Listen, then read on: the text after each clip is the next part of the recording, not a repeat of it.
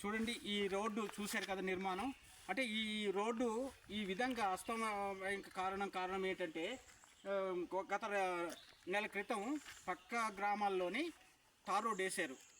Tar road వేయడం పెట్టి ఇక్కడ ఈ హెవీ వెహికల్ అంటే అశోక్ లైలాండ్ కనీసం మినిమం 20 టన్నులు లోపే రావాలి.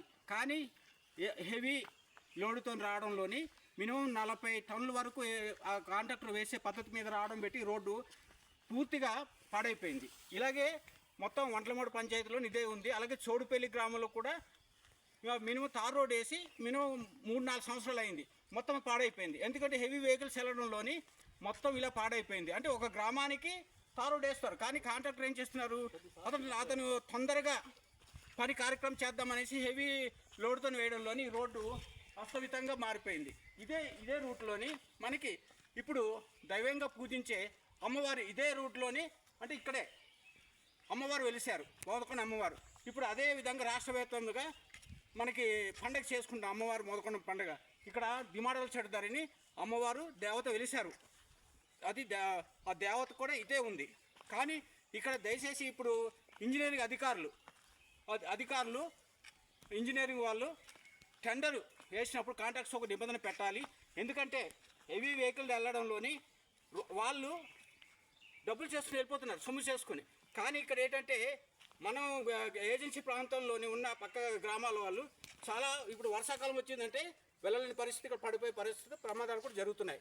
దయచేసి ఆలోచించి ఇది కొత్తపొలం రోడ్డుకు వెళ్ళే రూటు. ఇది ఎక్కడి వరకు ఇంచుమించు మినిమం 2 కిలోమీటర్లు ఇదే పరిస్థితి.